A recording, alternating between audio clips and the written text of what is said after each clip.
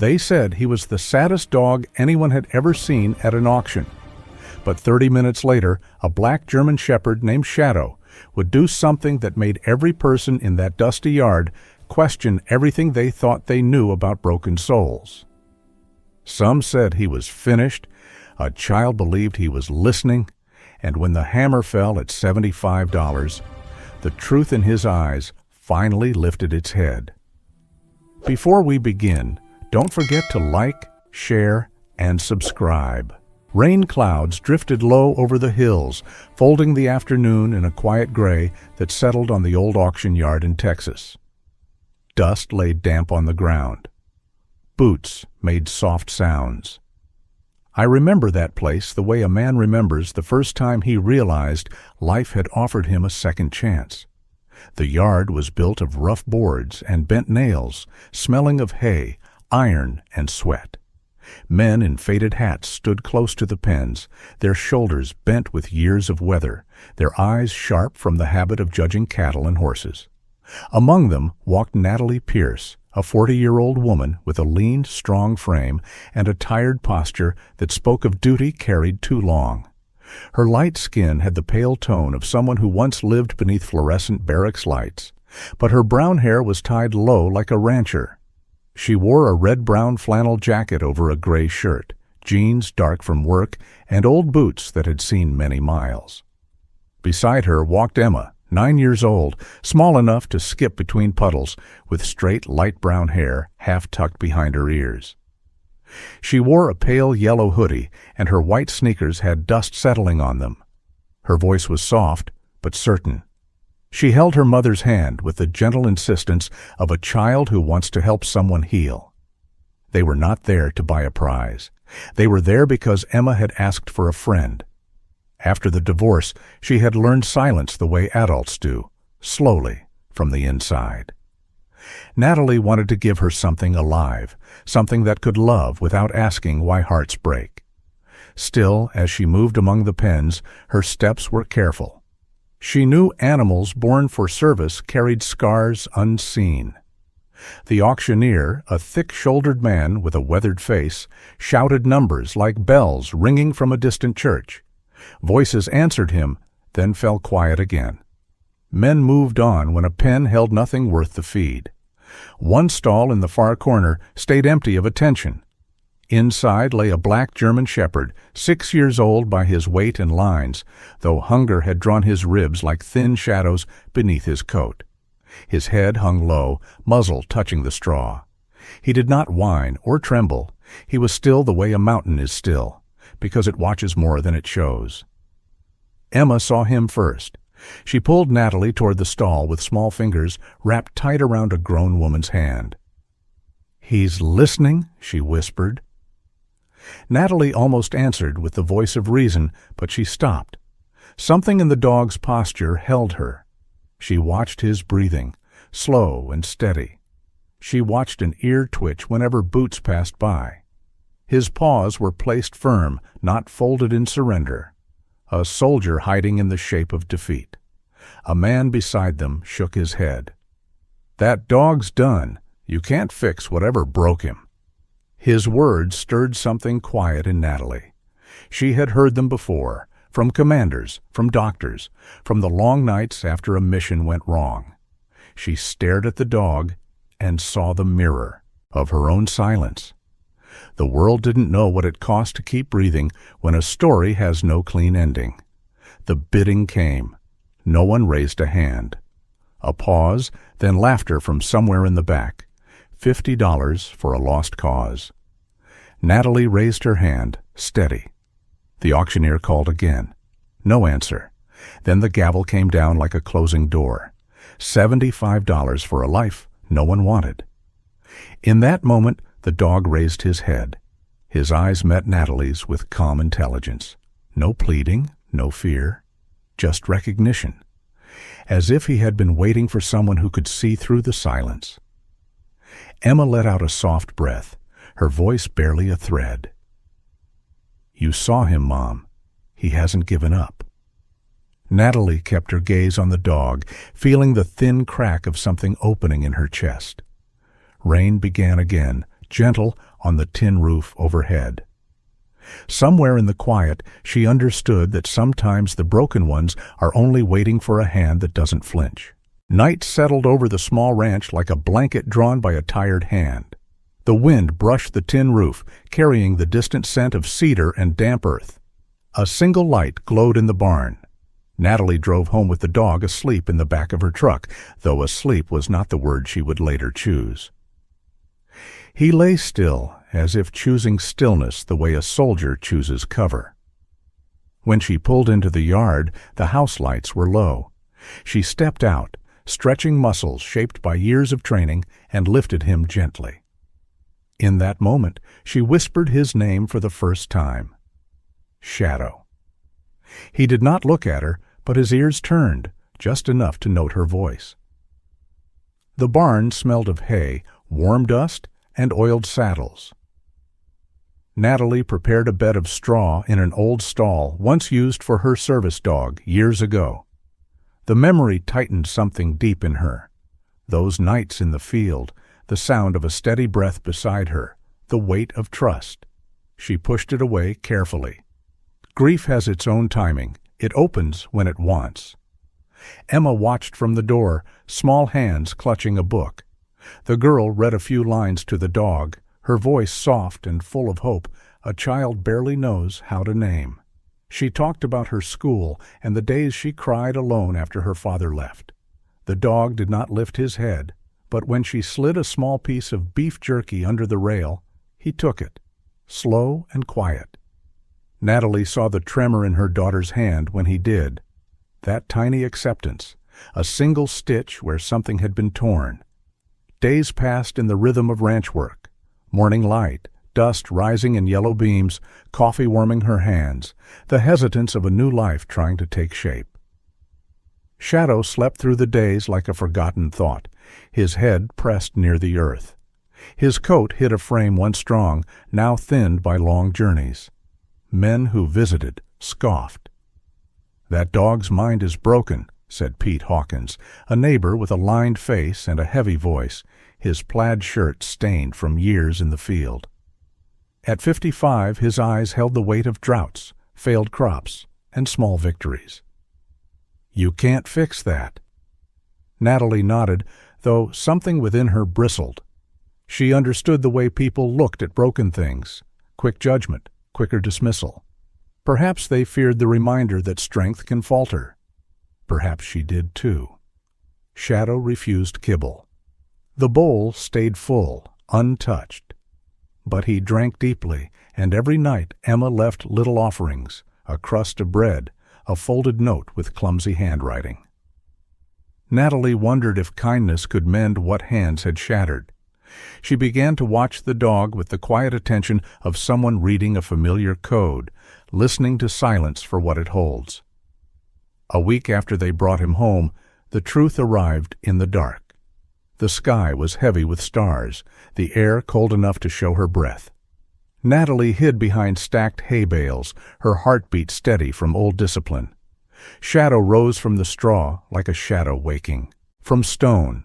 His head lifted, his ears turned into the dark, precise as instruments. He moved the way trained dogs move, weight low, steps soft, each foot placed with intention. He inspected the latch with his nose, then traced the edges of the stall as if mapping exits. No panic, no confusion, only calculation. When he reached the food, he ate like a soldier behind enemy lines. Bite, pause, listen. Eyes always toward the door. A single shift of Natalie's boot on the hay. The dog froze. Then, with a breath, he lowered his head again, body folded into the posture of surrender. A perfect mask. Natalie closed her eyes. Understanding came like a slow wind. He wasn't broken. He was hiding. Hiding from hands that once trained him to be a weapon. Hiding from a world that had taken what was loyal and turned it against itself. Outside, the house was quiet.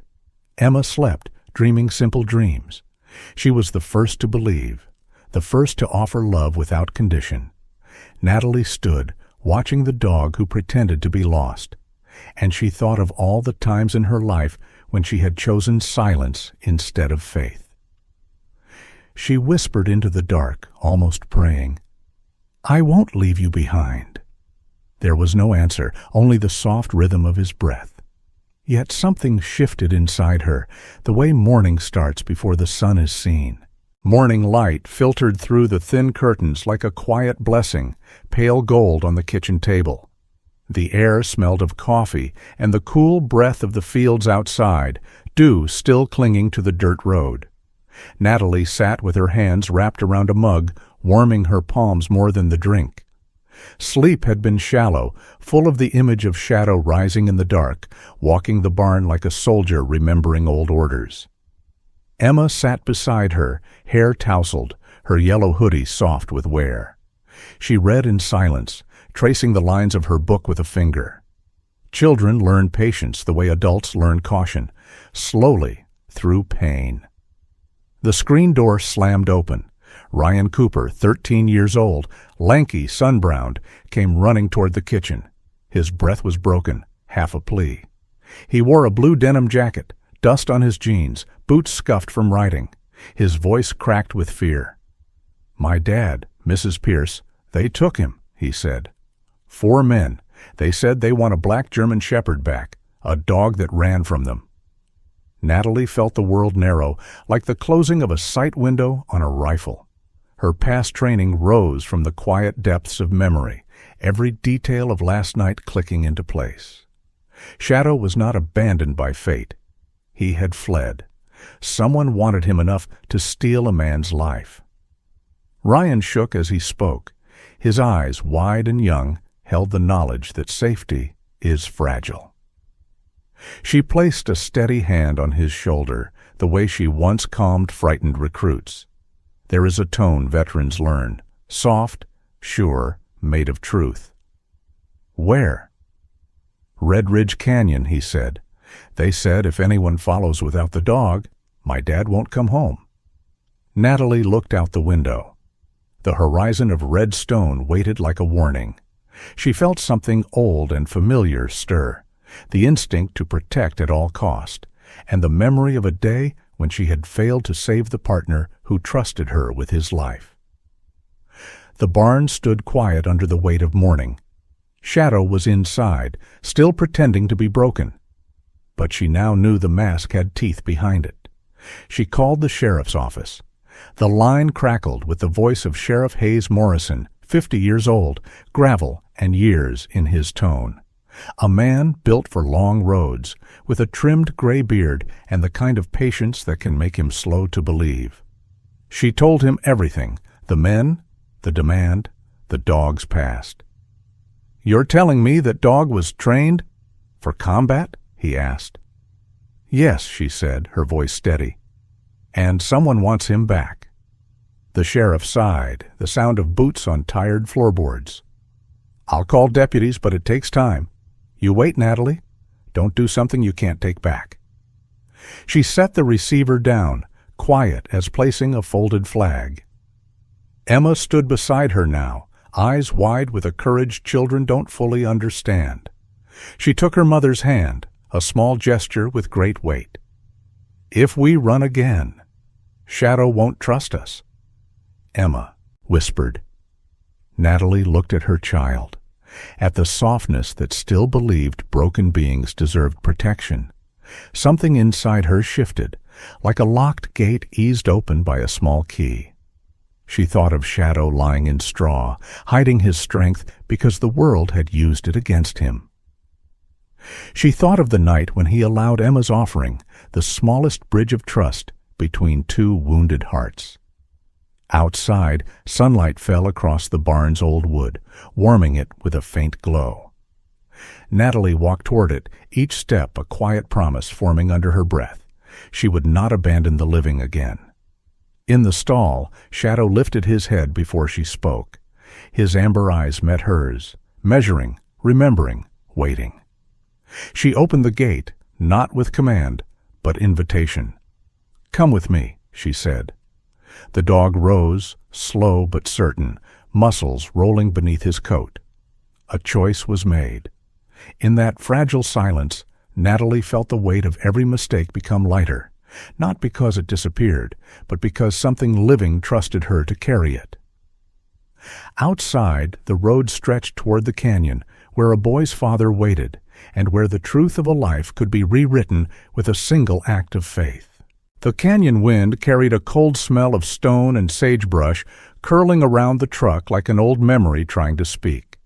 Natalie drove slow at first, hands steady on the wheel, though her heart moved faster than the road beneath her. Emma sat beside her, thin shoulders straight, holding a blanket in her lap. Shadow ran ahead, not frantic but measured, his black coat moving like a small piece of night across the pale morning. There was something in the way he led them, head low, ears forward, each step chosen, as if the land itself was a map inside him. Natalie watched him through the windshield.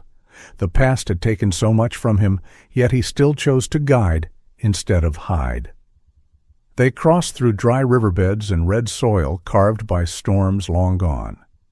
The sun rose, turning canyon walls into glowing embers. Natalie remembered training missions at dawn, the brief hour where the world holds still before danger decides its shape. When the first ridge came into view, dust rose behind 3 vehicles blocking the pass. Men stepped out, heavy boots on gravel, rope coils ready. Their faces were sunburned, impatient, the kind of men who learned power from taking more than they earned. One threw a looped line toward Shadow, too quick, too confident. But the dog veered right without speed, only angle, letting the rope cut air instead of fur. Another lunged forward, but the narrow path forced them into each other. Shadow used stone edges the way soldiers use cover, making their strength turn against them. He struck once, not at flesh, but at metal, slamming the bumper with his shoulder. The vehicle jerked sideways. Gravel flew.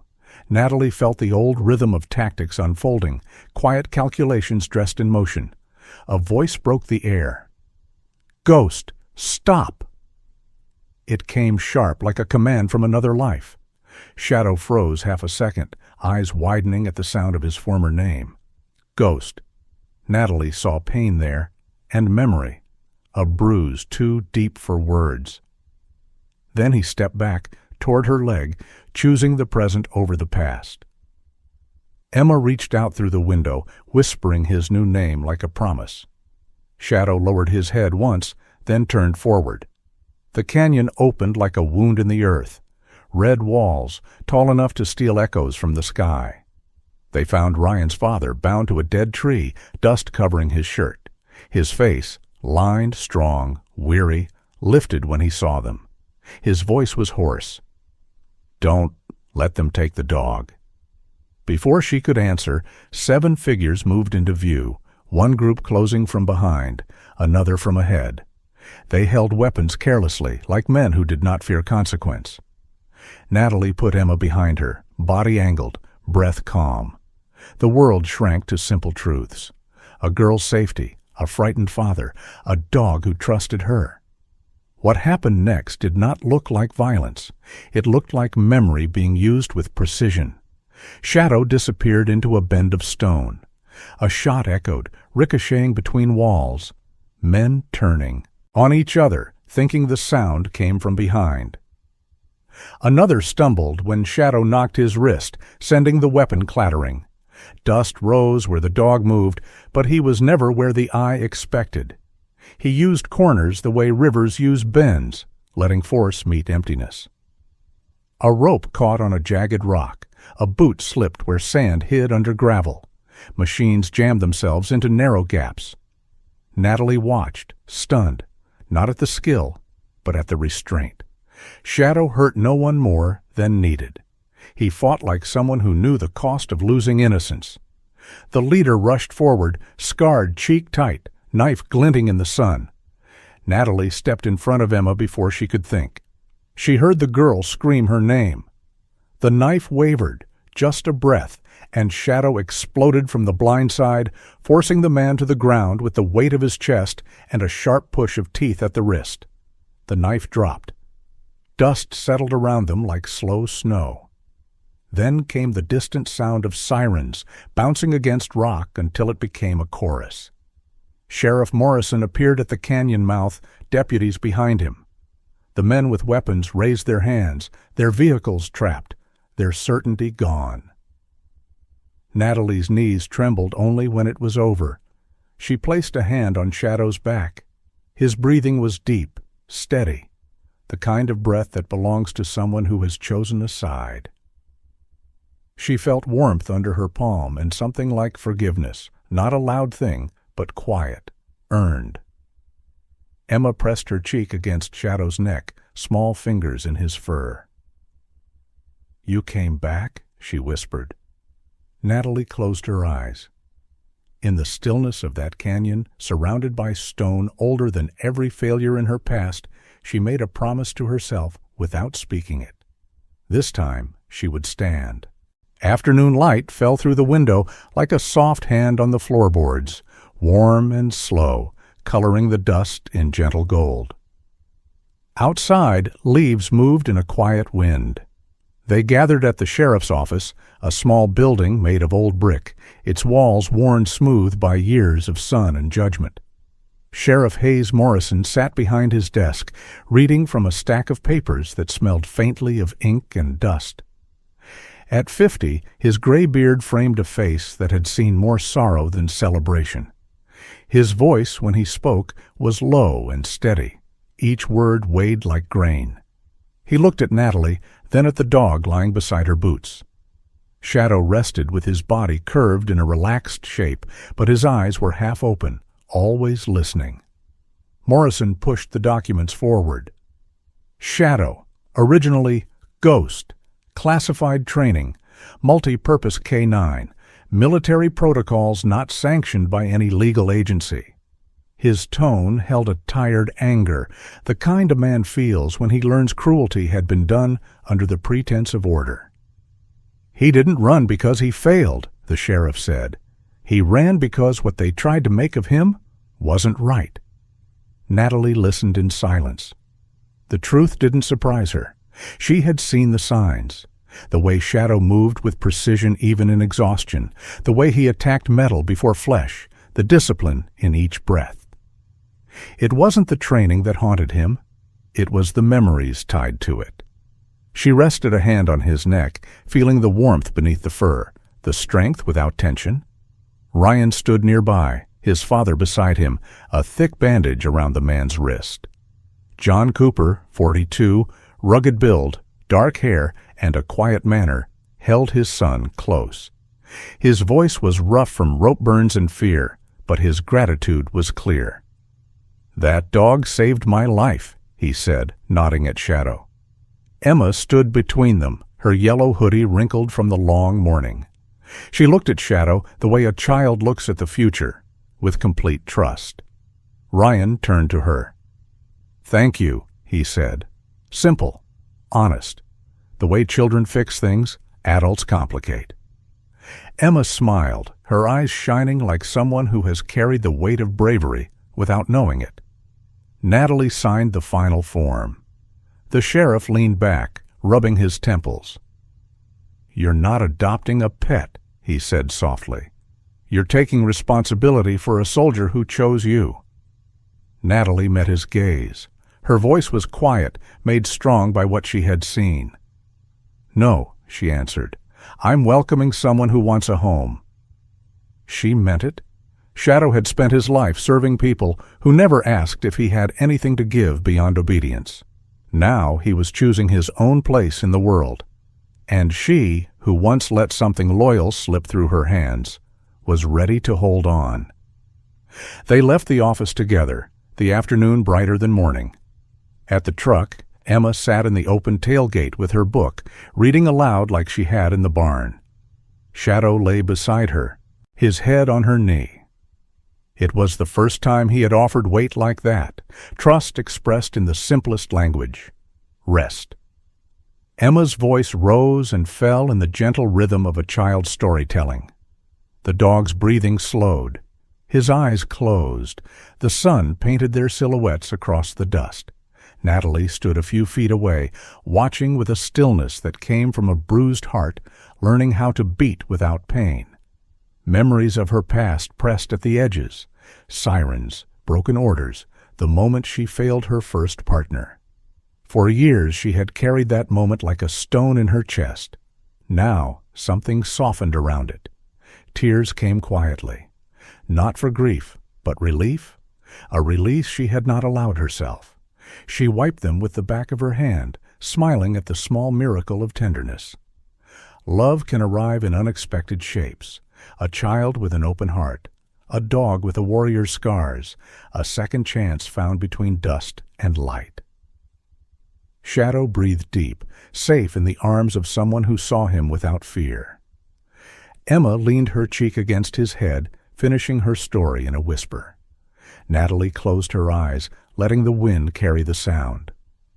In that moment, she believed healing wasn't something you chased. It was something that settled beside you when you learned to stay. In the end, Shadow chose love over fear, the same way many of us must choose when time grows quiet around us. As we age, the house becomes still, memories grow heavier, and bodies remind us of battles we never meant to fight. Yet even in loneliness, a hand can reach us, a story can heal us, and a loyal heart can walk beside us.